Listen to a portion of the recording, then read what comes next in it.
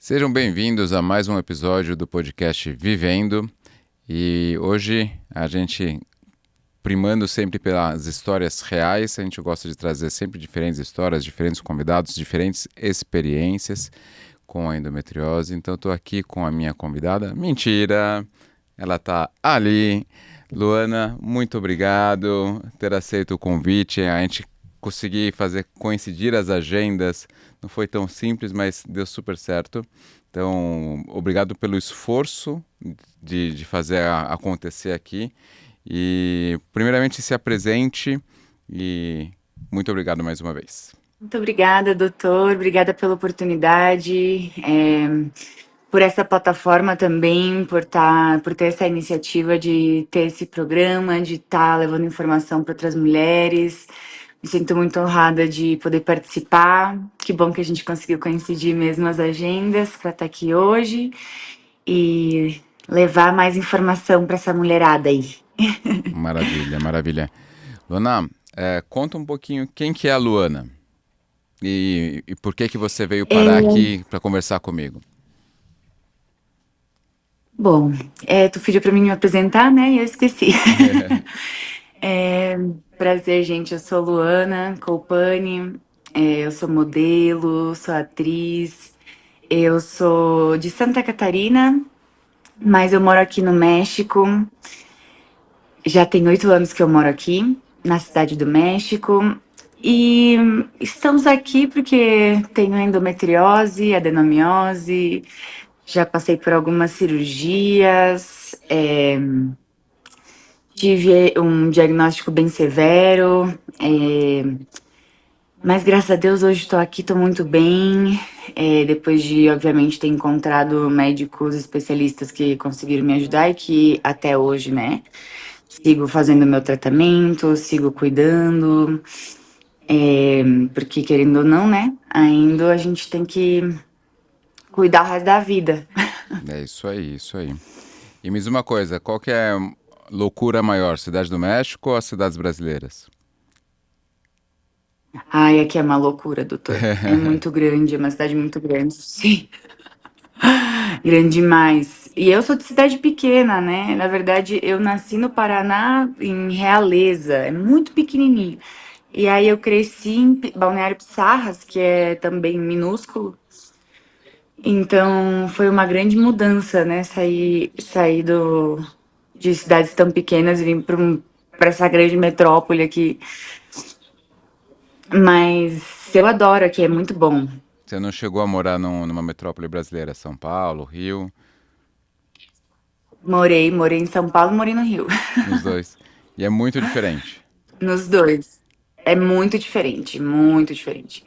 Tem gente que compara muito a cidade do México com São Paulo, né? Mas eu acho muito diferente ainda tudo, assim, a dinâmica, a, a estética da cidade, tudo, assim. Eu acho que aqui tem muito mais verde, assim, sabe? A gente tem mais parques grandes, gigantes. Aqui cada bairro tem 3, 4 parques, tem muita árvore. Acho engraçado porque as pessoas acham que México é tipo com aquele filtro sépia em amarelo, assim, e o moinho passando, assim, de vento. Da mesma maneira que as pessoas imaginam o Brasil como a Amazônia, né? Então, É verdade. quando falam ainda que a capital É do Brasil o é tamanho Buenos da Aires, gente. aí dói mais ainda, né? Aí não tem como, né? Aí não tem como. Como é que eu vou fazer isso? Daí não dá. Bom, Luana, então vamos lá. Acho que as pessoas sempre gostam de saber da experiência propriamente com a endometriose e das lutas anteriores ao diagnóstico da endometriose. Então, conta pra gente como que foi, desde o comecinho, assim, desde a sua adolescência, da sua primeira menstruação, como foi sua experiência com a endometriose até o diagnóstico terapêutico e tudo mais. Ai, é uma história longa, né? Realmente, assim, porque demorei muito para conseguir um diagnóstico e de fato sempre tive sintomas, assim, desde a minha primeira menstruação. Já tinha coisas que apontavam, assim, eu sempre tive um fluxo muito abundante, muito coágulo, muita cólica, dias seguidos, assim, sangrando, né, de maneira muito intensa. Até que, né, desde que eu comecei a menstruar, uns meses ali depois, eu acho que eu já estava na minha terceira ou quarta menstruação, que vinha muito, muito desregulada e com muito sangue, com muita dor. A minha mãe me levou a um ginecologista, eu tinha 12 anos. 12 para 13, isso aí. E aí, nada, assim, me falou, tem que tomar hormônio, porque pra parar a cólica, pra não sei o quê, e eu com 12 anos comecei com anticoncepcional. Pra regular uma menstruação, que às vezes eu ficava 10, 15 dias sangrando. É, E aí eu comecei com os hormônios, mas eu nunca tive uma boa tolerância com hormônios, até hoje não tenho, né? Os efeitos colaterais dão muito forte em mim, tenho principalmente assim crises de vômito, assim, então sempre foi muito complicado eu conseguir tomar, né, os hormônios assim. E ao longo desse tempo eu fui tendo várias situações, assim, eu tinha muita cólica, uma TPM muito forte, é, que acho que também isso é importante ressaltar porque tem muita mulher que tem TPMs que são muito descomunais, assim, e que também pode estar associado, né?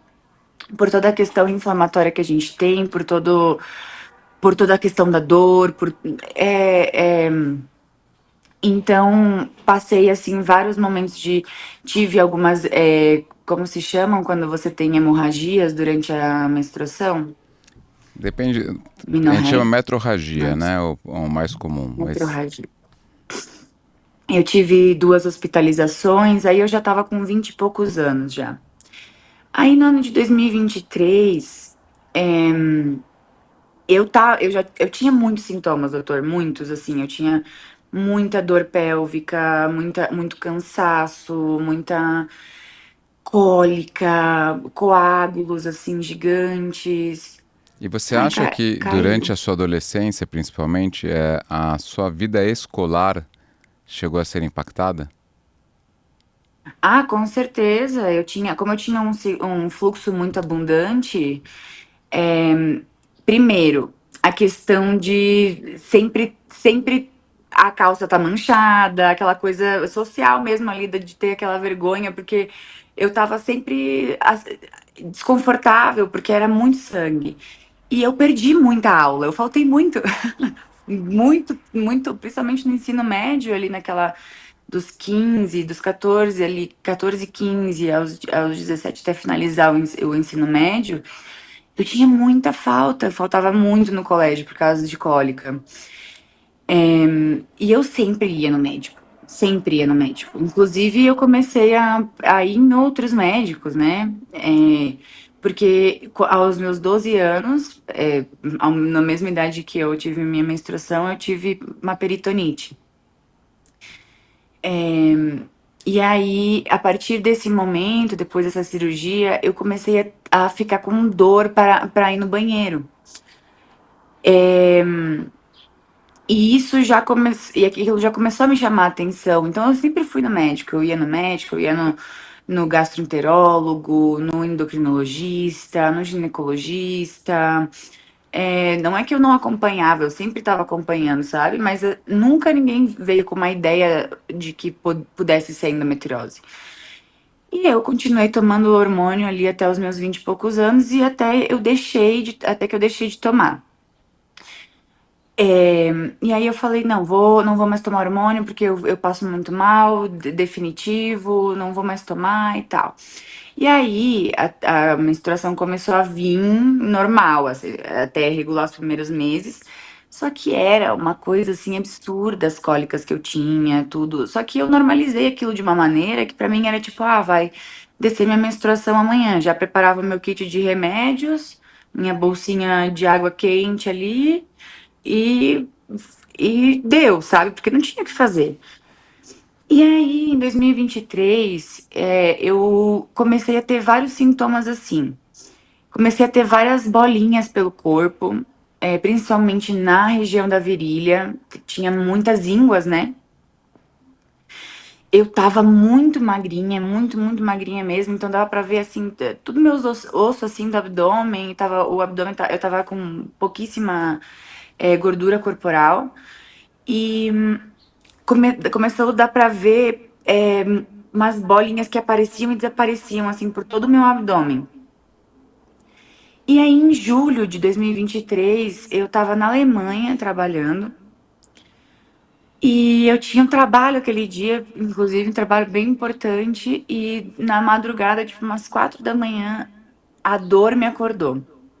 Foi a primeira vez que eu tive essa dor, assim, descomunal da endometriose, que eu achei que tinha estourado algum órgão meu, alguma coisa, assim, muito, muito horrível, porque eu acordei, assim, senti, tipo, meio uma coliquinha, assim, daí eu falei, ai, acho que desceu minha menstruação, mas quando só o tempo de eu sentar e ficar em pé, aquela dor, ela já tava, assim, eu não conseguia ficar reta, assim, sabe, com o corpo reto.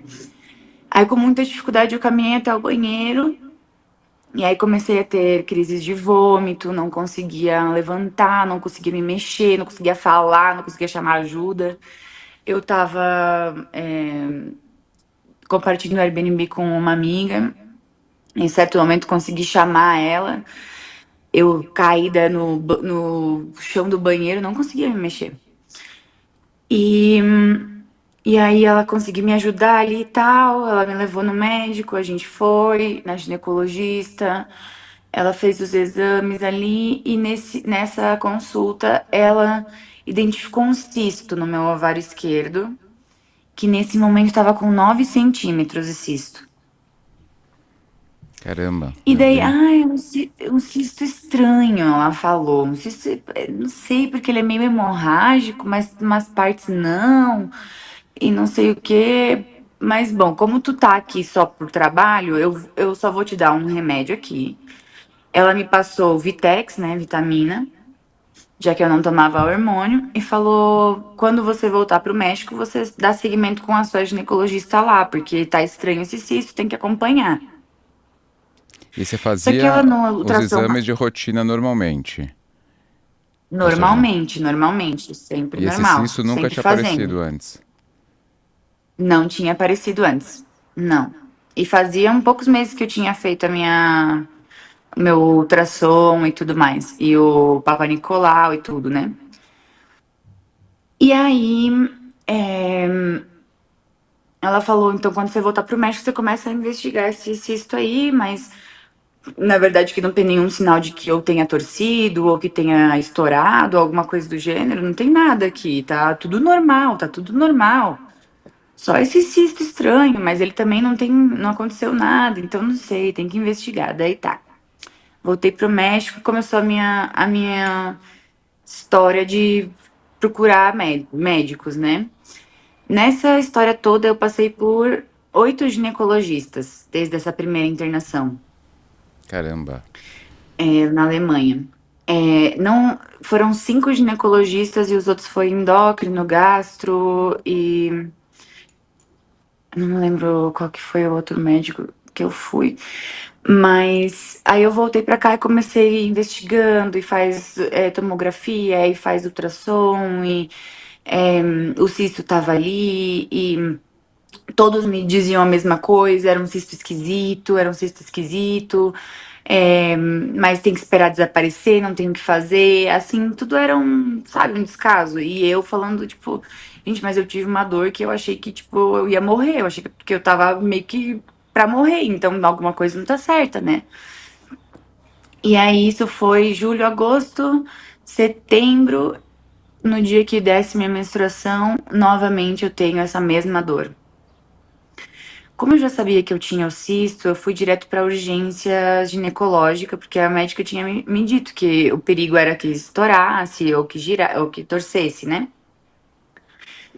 E aí eu fui direto para urgência ginecológica de um hospital aqui, com essa dor paralisante, totalmente descomunal, a dor assim, outra bateria de exames, ultrassom, exames de sangue, tomografia outra vez, não sei o quê. Nada, mesma coisa. E ressonância Aí a doutora vem, passa. ninguém fez uma ressonância Ninguém nesse fez período. ressonância.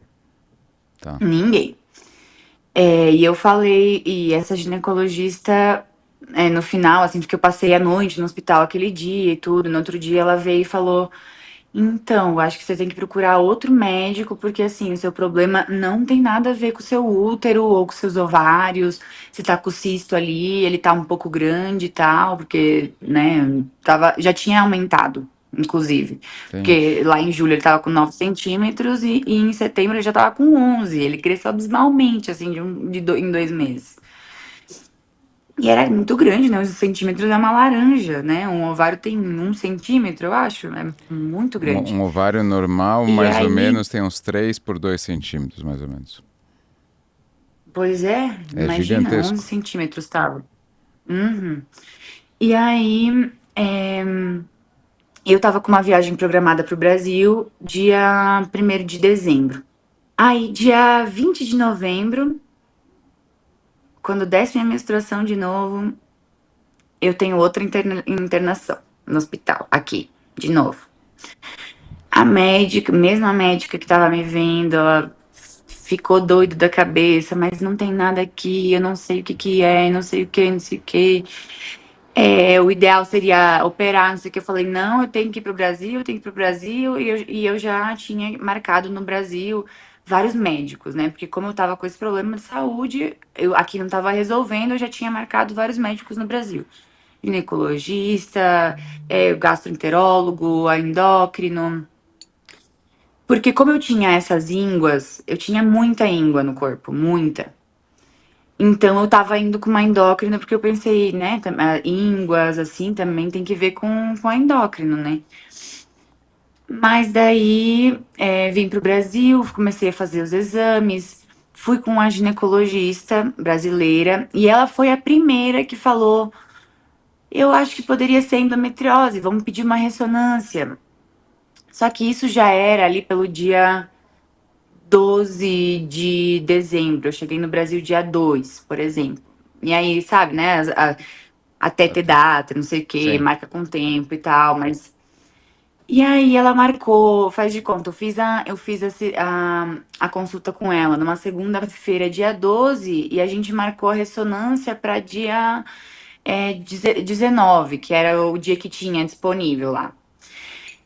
E aí, na terça-feira, desceu minha menstruação de novo. Eu tava no Brasil e eu tive outra vez essa crise de dor horrenda. Ainda eu tava dirigindo, tava indo fazer um passeio com a minha mãe, com a minha irmã, com a minha sobrinha.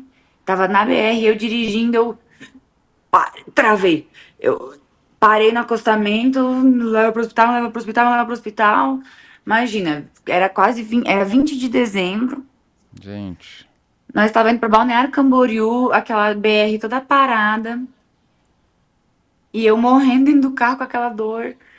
E daí a primeira coisa que a gente conseguiu fazer foi dar a volta, tentamos parar num posto de saúde. No posto de saúde eles me deram uma injeção gigante, assim, uma injeção gigantesca, assim, pra dor. Me deram um soro e tal. E a dor não diminuía. E tipo assim, eu tava super sedada, tinha tomado muito remédio pra dor já naquele postinho de saúde. E eu tava com muita dor ainda. E aí, quando eles me liberaram pra sair, eu falei pra minha mãe, assim, eu falei, eu tô com muita dor ainda e eu sinto que eu tô super dopada. Tipo, sabe quando você respira o cheiro do remédio, assim? Você respira e sai o cheiro do remédio, tanto remédio que você já tinha tomado. E eu ainda cheguei em casa e falei, vou tomar mais uma dipirona, porque eu tô com muita dor. Peguei no sono, também, com a quantidade de remédio. 2 da manhã eu abro o olho assim, a dor tava muito mais intensa antes do que no começo. E eu, literalmente, assim, eu não conseguia nem. O meu namorado tava deitado do meu lado, assim, não conseguia chamar ele, sabe? Eu não conseguia falar, não tinha força pra nada, assim, do tamanho da dor. E aí, o meu namorado foi, acordou minha irmã, e a gente foi pra um hospital lá em Balneário Camboriú. De madrugada não tinha trânsito, graças a Deus. E aí lá no hospital, quando eu entrei e tudo, eles me colocaram direto na morfina. Eu tava perdendo muito sangue. Tipo assim, o médico foi fazer um exame comigo, assim, a maca ficou cheia de sangue, era muito sangue, assim, o médico ficou, assim, assustado com a quantidade de sangue que era. E daí a gente foi novamente fazer, me colocaram na tomografia, ultrassom, não sei o quê. Não tem nada, não tem nada. Daí no exame de sangue saía os glóbulos brancos, acho que alto, né, que é nível de inflamação. Uhum. E aí nada, era só aquele cisto ali. Daí o médico falou: Olha, Luana, a gente vai ter que te operar. Aqui no hospital a gente não tem ginecologista, a gente vai ter que te transferir para outro, mas você vai precisar de uma cirurgia, porque de verdade, assim, você tá com uma dor muito forte e a gente não encontra o que que é. E aí eles me transferiram para outro hospital. E esse médico pegou ali os meus exames, viu o cisto, esse ginecologista e tal. Ele era obstetra, ele não era nenhum especialista em endometriose nem nada. Sim. E aí ele falou, ele pensou que era um teratoma e falou: a gente vai fazer uma cirurgia bem rápida, vai ser uma cirurgia aberta, mas é uma cirurgia rápida, simples. A gente entra, tira o tumor ali, porque a gente pensa que é um teratoma e tal, pelas imagens e tudo mais. Então, vai ser tranquila, vamos te dar uma epidural, a cirurgia dura umas 2 horas, 2 horas e meia. É, vai ser bem tranquilo. E eu tava tipo, pelo amor de Deus, não tira meu ovário, não tira meu ovário, não tira meu ovário. E ele, "Pô, mas eu vou ter que tirar, porque já tá muito grande o tumor e tal, não sei o quê. Vou pra cirurgia no outro dia. Eu tava com muita dor ainda. No final das contas, assim, a gente teve a sorte, porque na tomografia o doutor viu que tava meio estranho, um monte de coisa, ele pediu para um cirurgião geral vir acompanhar também na cirurgia, né? Uhum. Porque senão só ia ser ele como ginecologista, né? E ele falou pro meu pai: Olha, tá meio estranho essas imagens aqui da tomografia, é melhor ter um cirurgião geral na sala. Aí, dito e feito, fui pra sala de cirurgia, tava ele, o cirurgião geral, me dão a epidural, me colocam pra dormir. E daí eu acordei, assim, eu acho que a dor que eu senti naquele momento, eu acho que não sei se eu vou sentir igual na minha vida, mas tipo, meu Deus, o que que fizeram comigo? A cirurgia durou 7 horas. Eita. No final, eles tiveram que me entubar, né, da anestesia geral. Quando o médico abriu, fez o corte, porque foi uma cirurgia aberta, né? Quando ele fez o corte aqui nessa zona da cesárea, assim, que era pra ir direto ao útero, né? Porque o útero era pra estar Uhum. ali, eles abrem ali, olham, e o útero não tava. Cadê o útero? O útero tava todo embolado no intestino, quase nas costas, assim, né? Ele tirou foto e tudo, gravou. Depois eu vi até, que eu achei até meio traumático, não deveria ter visto. Mas eu tava com os órgãos todos grudados, enredados, assim, tinha muita aderência. Eu tinha um ovário, um dos ovários ele tava meio grudado, assim, aderido, tipo com a parede abdominal, não sei explicar bem. Então, a outra parte do útero tinha grudado no intestino e tinha movido, e então o útero tava, tipo, esticado para trás, assim, a trompa tava, tipo, super esticada, assim. Então imagina a dor que eu tava, porque eu tava com os órgãos totalmente fora de lugar, assim. Eu tinha Sim. 4, 5 nós no intestino. O médico falou: como é que tu ia no banheiro? Isso daqui é humanamente impossível tu conseguir ir no banheiro. Tu conseguia ir no banheiro? Como é que tu conseguia ir no banheiro? Porque o teu intestino terminava pro outro lado, não tava certo, tava tudo embolado ali. É, no final, ele relatou que a última coisa que eles fizeram foi retirar era um endometrioma no final, né? Não era um cisto estranho hemorrágico, era um endometrioma. E eu tava tava tudo muito aderido, assim. Então eles separaram o que eles puderam ali do intestino, é, e retiraram o meu ovário. E um pedaço do intestino também eles tiveram que remover. Gente, eu não sei explicar pra vocês assim, a dor que foi essa cirurgia. Foi uma coisa horrível, assim. E depois da cirurgia, assim, o médico falou pra mim: então, é endometriose, né? A gente viu ali, no final era um endometrioma e tal. Aí a explicação que ele me deu da endometriose é que a endometriose era menstruação retrógrada, que o que a gente precisava fazer agora era eu parar de menstruar pra ver se dava uma melhorada. Mas ele falou que eu ia melhorar em 2, 3 meses, eu ia estar perfeita já, com a minha vida normal. Que eu já achei que era bastante, 2, 3 meses, assim, né? Mas beleza. Me deu progesterona, comecei a tomar progesterona. E eu não melhorava, não melhorava, não melhorava, não melhorava, não melhorava. Aquela dor não passava, distensão não passava, eu não conseguia caminhar reta. A dor abdominal, ela ficou muito intensa mesmo depois da cirurgia. É muito incômodo, muito sangue, porque assim, né? Quando eu fui internada para primeira cirurgia, eu tava com a minha menstruação. E desde dezembro de 2023 eu fiquei menstruada até fevereiro de 2025, Caramba! sangrando sem parar.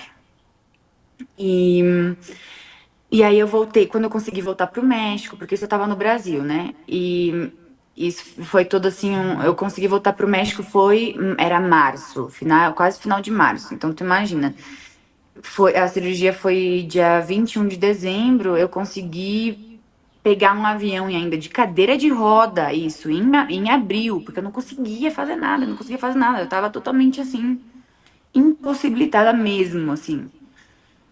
E cheguei aqui no México, falei, vou procurar um ginecologista para eu dar seguimento aqui nisso aqui. Aí uma amiga fala, tem uma ginecologista ótima, vai nessa ginecologista aqui. Aí chego na ginecologista, vou fazer um ultrassom.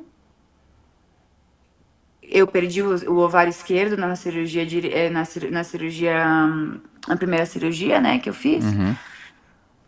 Vou fazer o ultrassom, ela, então, tem um cisto meio estranho aqui no seu ovário direito.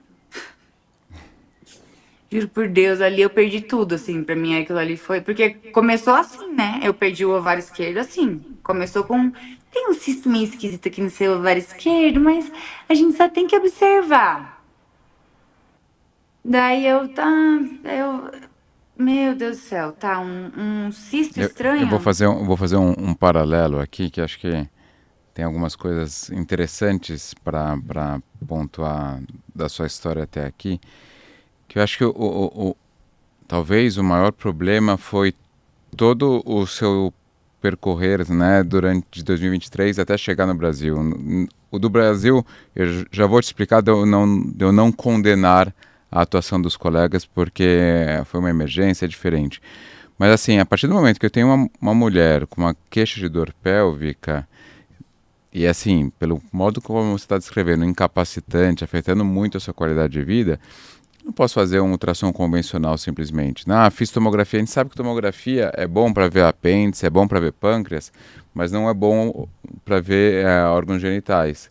Então, útero, ovários, a gente não vê por tomografia adequadamente. Então, não é o exame de escolha. Então, a gente sabe que para a ginecologia, os exames de escolha são ultrassom e ressonância.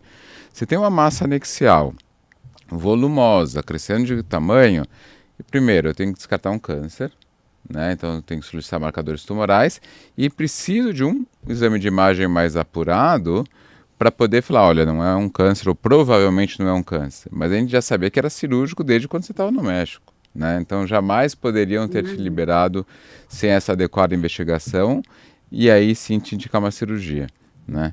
E aí, assim, a questão quando acontece no Brasil é até igual um caso que eu atendi ontem, de uma paciente do Canadá, e eu faço para ela daqui a pouquinho.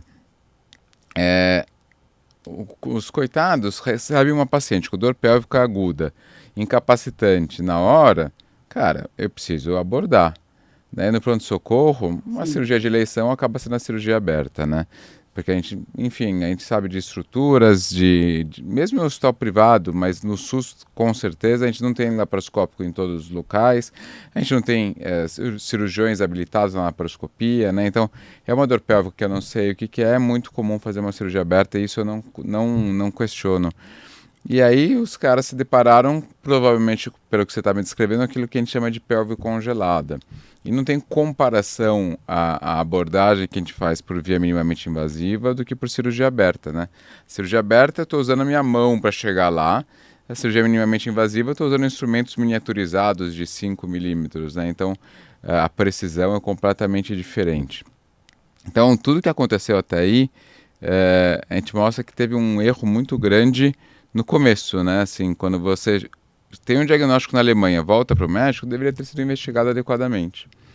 E essa paciente que eu te falei que eu atendi Exato. do Canadá ontem é exatamente igual. Uma paciente está com 30 anos, ela tem um filho, ela tem desejo de mais filhos. E aí ela estava na Bolívia, teve uma dor abrupta, mas ela já tinha um diagnóstico de cisto ovariano. Teve uma dor abrupta, foi operada aberta e aí não fizeram um corte de cesárea, fizeram aquele corte que a gente chama de incisão mediana nela e tiraram o Hum. ovário direito dela. Então sobrou outro ovário e aí ela fez o exame, ela fez o mapeamento nessa semana conosco aqui no Brasil e tem um cisto no ovário remanescente de 6 centímetros. E a primeira coisa que ela me perguntou foi: eu vou perder o outro ovário? Né? Então É.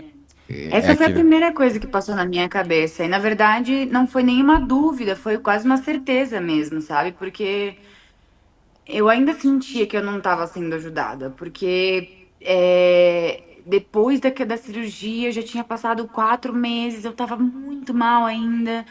Chego numa ginecologista nova, ainda escuto várias coisas, assim. Eu escutei muito isso em relação à fertilidade tipo assim. Essa médica, principalmente, ela falava muito. Você tem que entender que a endometriose é uma doença incapacitante. Tem muitas coisas que não vão ser normais para você e iguais o resto da vida. A maternidade pode não ser uma opção. Você já perdeu um ovário. E, assim, outra coisa que eu tinha que dava muito sinal que eu tinha também alguma questão relacionada à endometriose é que desde os meus 23 anos, com 23 anos eu fiz a primeira vez o exame da antimulheriana, que aquele médico tinha pedido pra ver e tal, não sei o quê. E a minha, eu tinha 23 anos, doutora, a minha deu 0,00014, era tipo, não Muito existia. baixo. Muito baixo. E aí, eu com 23 anos me falaram isso, eu falei,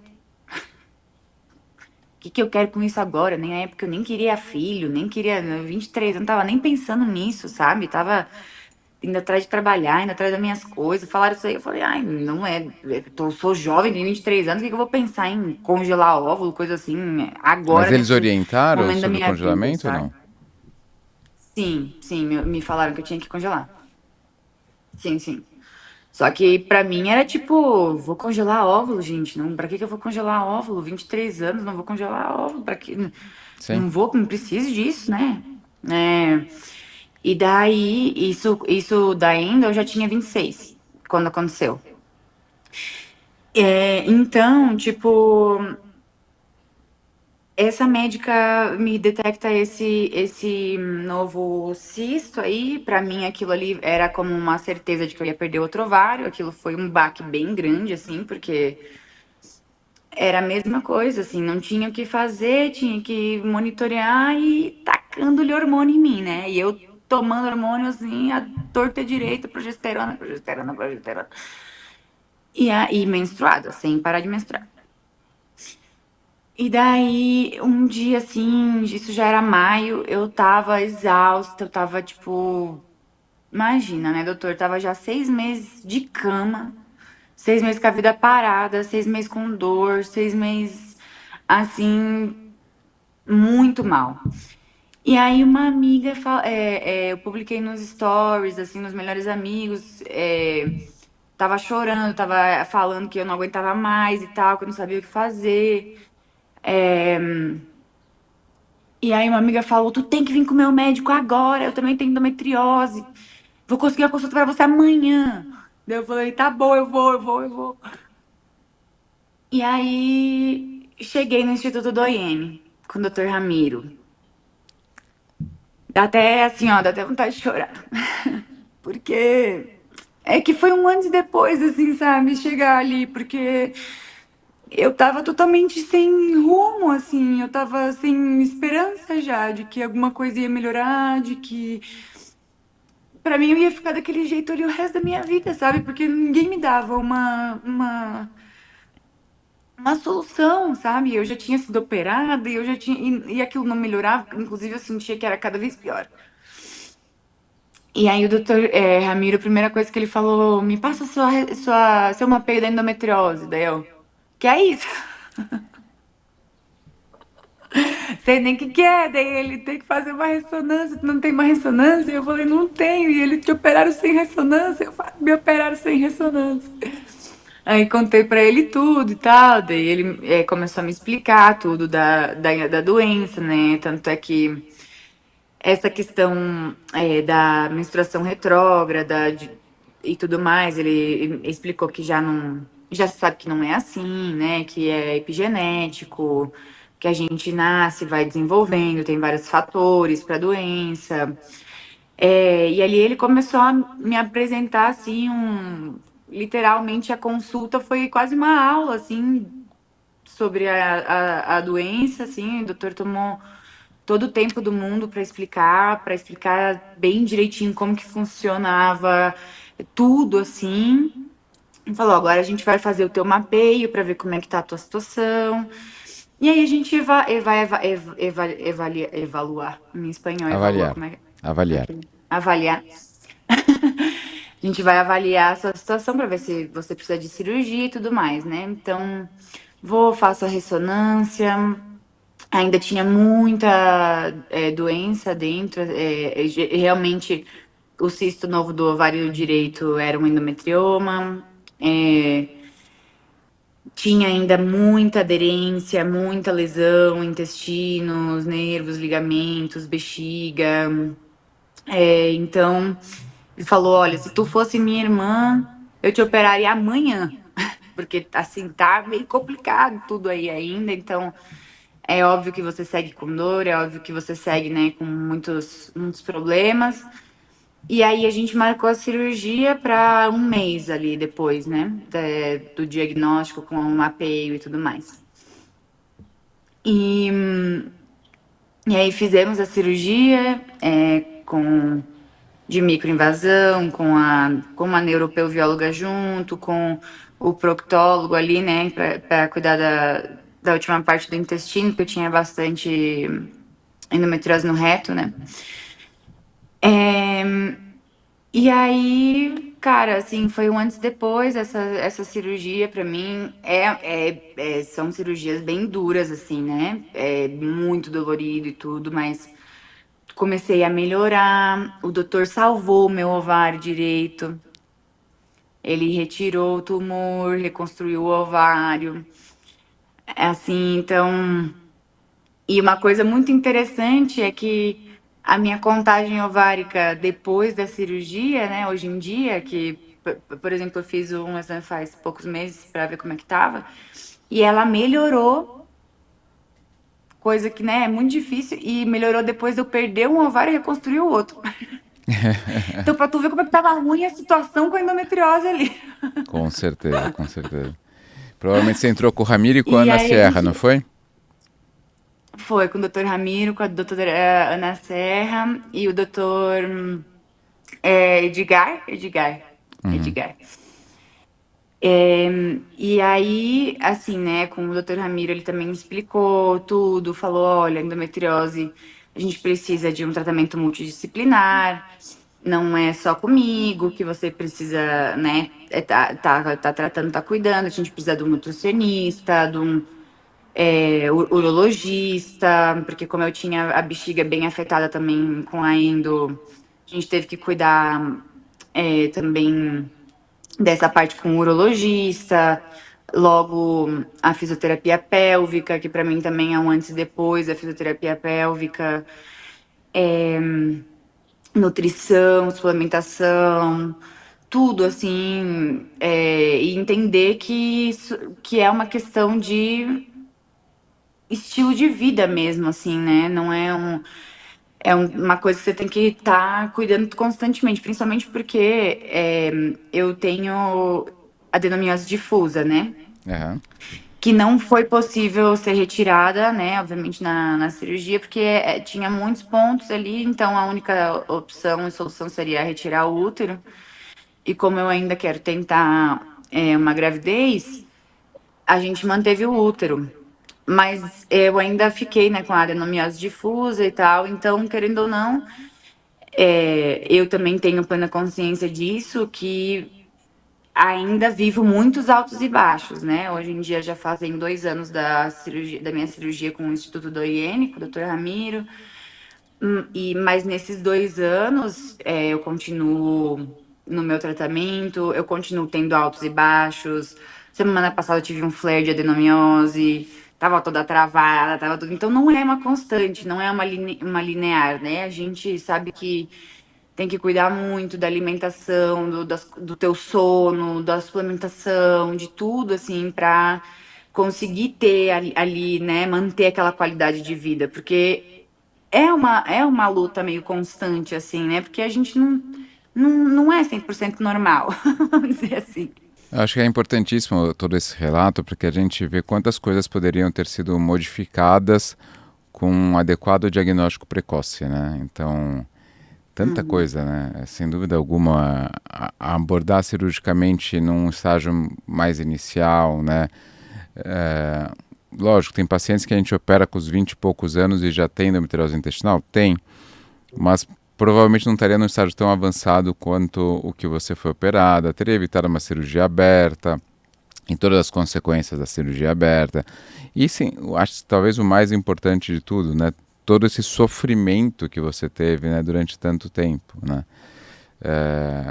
Então acho que isso é uma coisa que falta e acho que o principal objetivo do nosso podcast, de campanha de conscientização, é justamente a gente tentar encurtar esses períodos, né? Então mostrar, olha, gente, não é da sua cabeça, tá? Essa dor que você está sentindo não é da sua Sim. cabeça.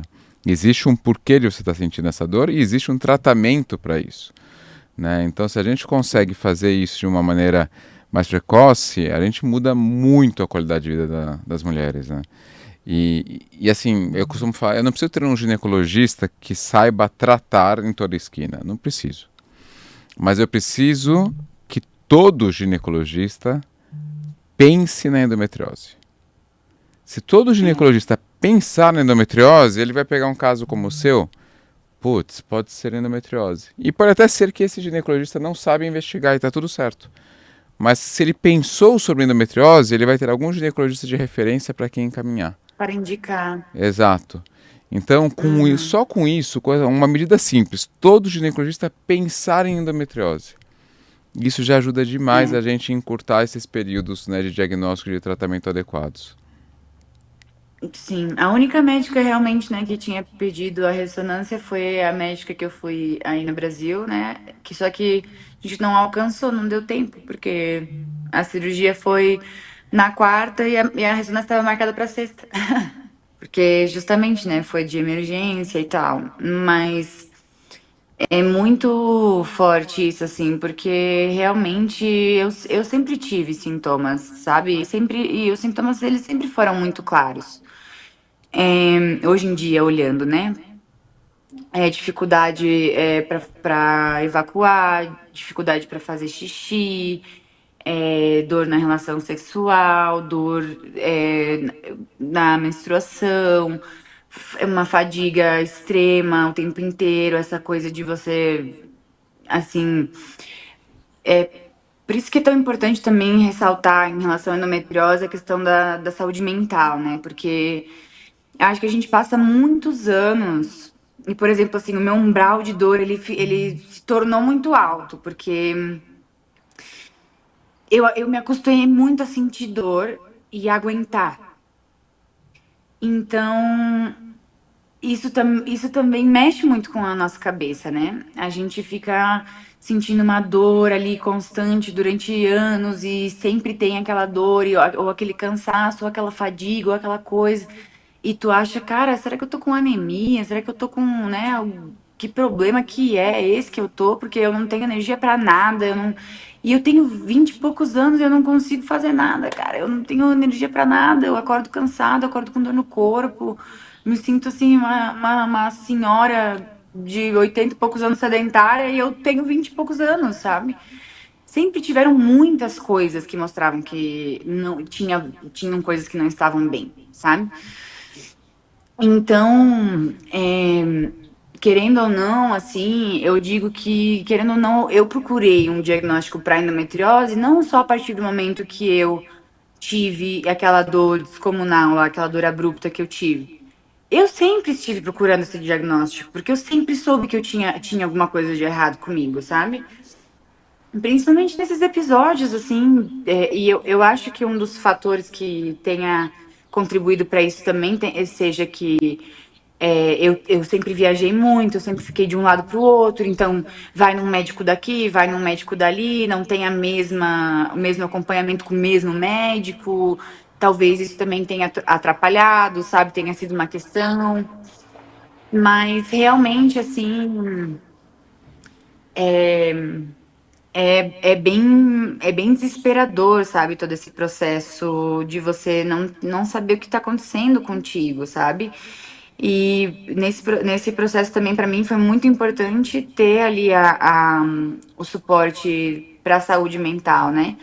Eu tive muita resistência em procurar uma psiquiatra, em começar um tratamento para ansiedade, para depressão, porque eu tava muito assim, muito fora. Imagina, eu fiquei um ano e pouco, 1 ano e 4 meses inativa, sabe? 1 ano e 4 meses ali só me recuperando, e parte desse 1 ano e 4 meses foi tentando entender o que eu tinha e tentando encontrar alguma solução e pensando que aquilo não ia passar nunca, né? Acho que é Então tem muitas coisas que importantíssimo isso. afetam. Acho que é importantíssimo Sim, isso que porque você tu está fica sem falando. trabalhar, você fica sem trabalhar, você fica sem. Aí, por exemplo, no relacionamento, afeta também, porque, querendo ou não, eu fiquei mais de 1 ano e pouco sem conseguir ter relação sexual também, porque eu não conseguia nem pensar nisso, eu tinha muita dor, eu tinha muito. Eu tava o tempo inteiro mal, eu não conseguia nem me mexer direito, então. Você fica sem trabalho, sem dinheiro, sem autoestima, com problemas no relacionamento, com dor o tempo inteiro, sem saber o que vai acontecer, contas médicas altíssimas e você naquela situação, sem trabalhar. É, eu, na época, não tinha seguro médico. Gente, Então foi assim, olha, um desespero, um desespero, um desespero, e eu sinto que isso é a realidade de muitas meninas, muitas mulheres. Porque desde que eu comecei a falar sobre isso na internet, eu recebo muita gente pedindo ajuda, muita mulher pedindo ajuda, e é muito parecido, sabe? Tem muita mulher sem seguro médico. Beleza, que não tem nenhum seguro médico que cobre endometriose, mas ajuda pelo menos nas cirurgias e tudo mais, né? Então, é muito comum, assim, essas mulheres sem seguro, ou até com seguro, mas é que é um tratamento caro mesmo, né? Não tem o que fazer, é caro, é tratamento de especialista.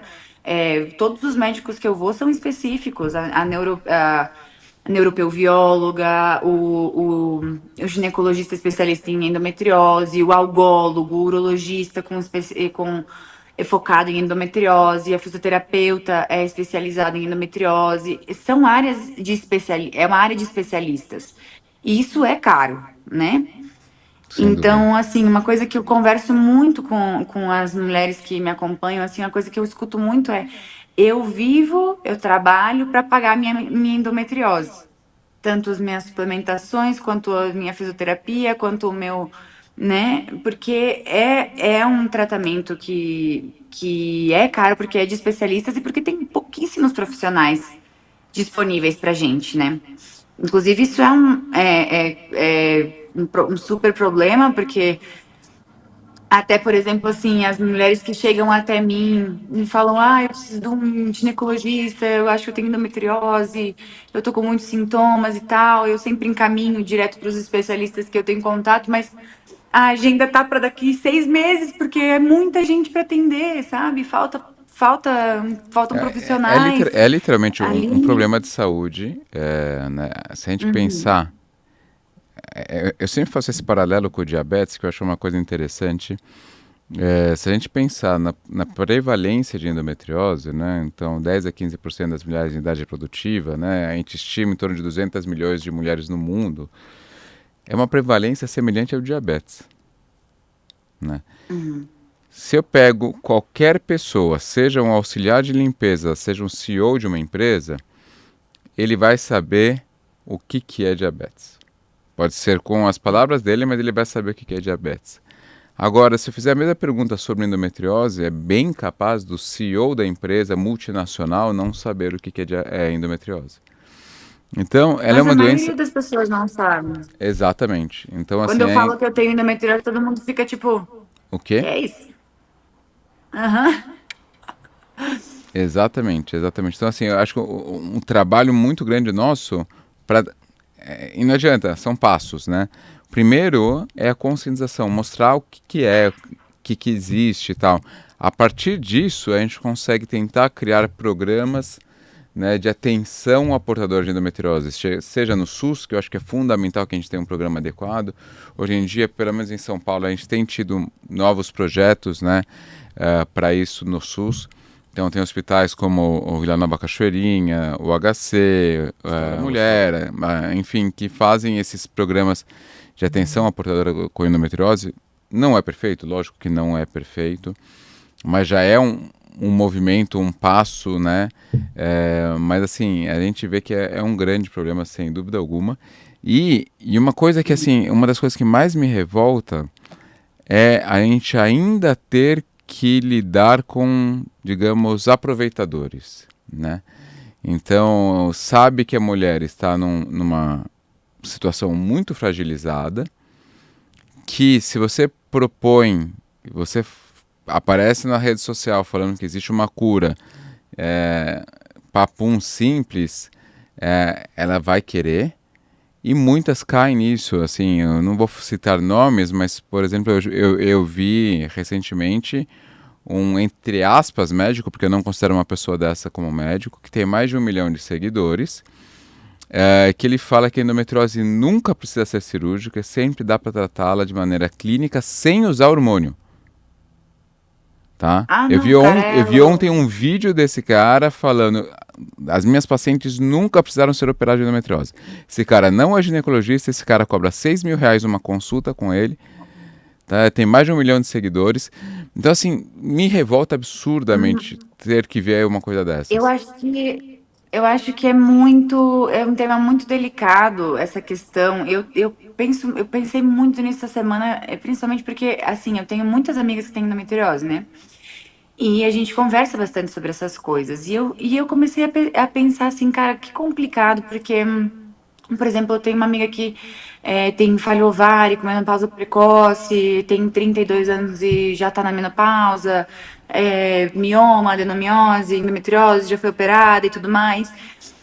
E a gente passa por tantos médicos, eu acho que nesse processo, muitas de nós, né, que não consegue chegar. Primeiro que eu nem sabia que existia um especialista de endometriose, para mim era só ir no ginecologista, né? Sim.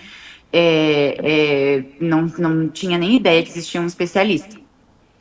Mas a gente chega um momento que a gente começa a tudo que vem a gente tá tipo, bora tentar, sabe? Bora tentar, e eu acho que a gente perde muito a credibilidade na medicina tradicional, na medicina alópata, assim, porque tu passa por um, passa por outro, faz uma coisa, faz outra coisa, ninguém te ajuda, tu é desacreditado muitas vezes, e muitas vezes essa conversa meio drástica, que não tem essa sensibilidade com aquela mulher, com o que aquela mulher tá passando naquele momento. E aí tem muito, por exemplo, homeopático, não sei o quê, tratamento assim. Eu, por exemplo, eu tava indo no médico normal, tava indo no homeopata, Sim. tava indo no rezadeira, tava indo em tudo que eu pudesse, entendeu? Então era garrafada, era tudo que viesse, entendeu? Eu tava. E a injeção homeopática, e eu não sei o que, não sei o que. Então, hoje em dia, por exemplo, eu tenho essa amiga que ela vai mais por uma linha mais naturalista e tal, que eu acho que tá tudo bem, cada um também, né? Mas é uma questão que a gente tem que estar com um especialista. A gente tem que estar com uma pessoa que tem os protocolos sérios. E eu acho que uma coisa que a gente tem que fazer nas redes sociais é principalmente informar o protocolo básico para diagnóstico e para tratamento de endometriose, que é uma ressonância magnética pélvica para você conseguir detectar onde é que está, que o médico apresente nessa consulta, né, depois de uma ressonância, a tabela de Enzian, que a maioria dos médicos não mostram, a maioria das mulheres não tem nem ideia do que é isso. Eu assim, não sei, assim, eu tomei como uma maneira de ver também, de certa maneira, a seriedade daquele médico, se ele tá explicando para aquela paciente a doença que ela tá vivendo, sabe? Para mim, aquele momento ali daquela explicação com o meu diagnóstico, com a minha ressonância, a tabela de Enzian, explicando, isso aqui tá aqui no intestino, tá a tal nível, nos ovários tá assim, no útero sacro tá assim, no endometrioma tá assim, sabe? É o meu corpo, eu preciso saber o que tá acontecendo, sabe? E é tão importante quando o médico te explica, te dá detalhes, te dá informações e tu se sente assim de que a pessoa sabe o que ela tá fazendo. Você não tá num limbo de vou esperar pra ver, sabe? A pessoa sabe o que ela tá fazendo, você tá bem encaminhado. É a questão da cirurgia, de você entender que casos são cirúrgicos, que casos não são, que a endometriose precisa de um tratamento multidisciplinar, que não é só tomar uma vitaminazinha aqui, ou tomar um hormônio aqui, ou como dizem muito, né? Ah, engravida que a endometriose cura. Ah, depois que eu engravidei, a endometriose curou, nunca mais tive endometriose. E aquela mulher tá lá com o intestino cheio de endometriose, não sabe, sabe? Tendo ali outros problemas que ela não associa com a endometriose. Então, eu acho que tentar levar essa informação de como a gente precisa ser tratada para esses protocolos de tratamento da endometriose, sabe? Porque principalmente quando as mulheres chegam para mim e falam, então, eu tô tratando endometriose, tô com esse médico, e não é o meu médico, não conheço o médico, não tenho referência do médico, pra mim já levanta um alerta e eu já penso, como é que eu vou saber se esse médico, ele é um bom médico mesmo? Sim, Como é que eu vou saber se essa guria, ela tá tratando com um cara que ele vai fazer uma cirurgia de mínima invasão com excição, ele vai ter o procedimento correto com ela, ou ele vai fazer outro cagadeiro, como fazem com muitas de nós, sabe? Então, é uma insegurança com os médicos também que a gente precisa compartilhar os médicos de confiança, colocar esses nomes na boca do povo mesmo e ter algum tipo de informação um protocolo mesmo, sabe? Protocolo que tem que ser seguido para a gente estar sendo atendida de maneira correta e saber que está sendo atendida de maneira correta, sabe? De maneira assim, eu sempre falo, o teu especialista ele tem que te mostrar no teu diagnóstico a tua tabela de enzima. Se ele não mostrar, ele não tá sabendo o que ele tá fazendo, sai correndo. Não sei, a no- gente vai se perdendo a coisinhas assim, que é pra tentar se proteger, sabe? Informações, coisas com assim, certeza. que eu digo, você precisa estar com uma pessoa que sabe o que tá fazendo, não, né? Porque querendo ou não, tem muitas mulheres também que vieram falar comigo que, por exemplo, estão em tratamento de castração química. Que é indução à menopausa, né? Indução à menopausa, na verdade, castração química não, né? Que é, não sei se é a mesma coisa, mas É a mesma coisa. É a mesma indução à coisa. indução à menopausa aos 20 e poucos anos. Porque Não não, o tem médico. cabimento isso. Não tem cabimento. Dá um desespero, não tem cabimento nisso, sabe? E volto a repetir, mulheres que estão com endometriose, que têm endometriose, cuidar da saúde mental, porque a gente fica muito desestabilizada, mexe com a nossa fertilidade. Muitas de nós têm o sonho da maternidade. Isso mexe muito com a gente é cobrada de coisas que estão à frente do nosso tempo, sabe? Aos 23 anos, depois também aos 26, eu não estava pensando nesse Sim. momento que eu em maternidade, sabe? Em que esse direito ia ser tirado de mim de alguma maneira, sabe? Ou que eu ia ter que lutar para isso, ou que. Então, a gente precisa cuidar muito da nossa saúde mental. Muito, muito, muito, muito, muito. Porque é complicadíssimo. É um panorama muito difícil, assim, para nós que padecemos com essa doença. Luana, você vê que daria pra gente ficar horas e horas e horas aqui conversando e passou muito rápido, né? E aí, Pois é, nem sei que era assim. antes da sua mensagem final, eu vou plagiar o Fábio Porchat, que ele faz umas perguntas até para descontrair um pouquinho, tentar tornar mais leve. Você é atriz, não é? Também, modelo Sou e atriz. atriz. Então, digamos que você ganhou um Oscar. Quem você gostaria que te entregasse esse Oscar e o porquê? Meu Deus! Essa foi de surpresa e de propósito. Meu Deus, eu não tenho ideia. Não tenho ideia quem eu gostaria de que me entregasse o Oscar. Com certeza uma mulher. Eu sei que tem várias artistas que sofrem com endometriose, mas seria maravilhoso poder levar esse assunto também a uma visibilidade global como num Oscar, né? E seria uma honra também poder receber isso de outra mulher que tem endometriose, que também seja artista e que viva essa vida tão conturbada com endo nesse mundo louco da arte, né? Que é tanto na atuação quanto na modelagem. A gente tem uma vida muito maluca, inconstante, estressante, coisa que não faz nada bem, né, para nossa doença. Então, com certeza eu adoraria que fosse uma mulher que também padecesse com essa doença, para poder a gente dar mais visibilidade a isso. Maravilha. E agora, assim, para finalizar, se você pudesse deixar uma mensagem final para quem está nos assistindo aqui, qual seria essa mensagem?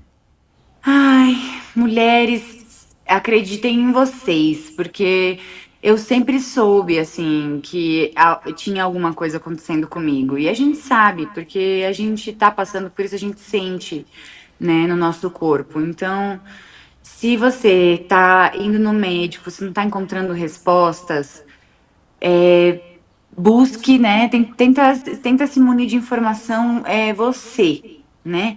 É, endometriose, busca os teus sintomas, tenta, sabe, se munir de informação ali, buscando o que tu tem. Se tu não tá conseguindo receber ajuda daquele médico, tentar procurar médicos especialistas e lembrar sempre de cuidar da saúde mental, porque a gente deixa por último, geralmente, que a gente acha que vai dar conta e às vezes é muito pesado. Então, saúde mental e confia em você. Se você sente que tem alguma coisa de errado, continua investigando, busca um especialista, busca referências desses especialistas, tente conversar com outras mulheres que já se trataram com esse médico também. A gente precisa se munir de proteção e para isso que a gente está construindo essa comunidade, para a gente ter apoio uma na outra e acreditar em vocês e se cuidarem muito, cuidem muito da saúde mental de vocês e contem com outras mulheres também para isso, porque eu sinto que a gente precisa muito se apoiar uma na outra, sabe? E se ajudar e tá passando recomendação, tá passando tudo, ter ouvidos, tá com o coração e os ouvidos abertos, que eu sei que muitas vezes pode até ser complicado, porque a gente está fragilizado pela doença, mas a gente escutar o outro também é muito importante e a gente cresce muito com isso, aprende muito com isso. Então, assim, mulheres não desanimem, não desanimem, a gente pode ter qualidade de vida vivendo com endometriose. Vamos viver uma batalha de cada vez, né? Porque muitas vezes a gente mete os pés pelas mãos ali com uma questão da fertilidade, mas eu tenho endo, eu quero ser mãe. Vamos tratar uma coisa de cada vez. Vamos tratar primeiro a endo, depois a gente vê a questão da fertilidade. mas uma batalha de cada vez, sabe? Tentar ser o mais gentil possível que você puder com você nesse processo, porque de difícil já basta todo o panorama que a gente enfrenta, sabe? Então, se rodear de pessoas que te dão apoio, médicos que te dão apoio. Não fique nunca em lugares que você se sente desconfortável, porque não é aí. Acho maravilha. Queria mais uma vez te agradecer muito por compartilhar toda essa história riquíssima conosco. Sem dúvida nenhuma, o nosso intuito com isso, de trazer pacientes com histórias reais, é mostrar para as outras pacientes que as histórias acabam se repetindo, muitas dessas histórias, que as mulheres não estão sozinhas, e até para fomentar a comunidade mesmo, né? Então, o se apoiar em outras mulheres, em outras portadoras, em grupos médicos que realmente apoiem a causa, eu acho que é fundamental. Obrigado mais uma vez, de verdade. Obrigada a você, E doutor. Obrigada. para todos vocês que nos acompanharam até agora, muito obrigado e nos vemos no próximo episódio.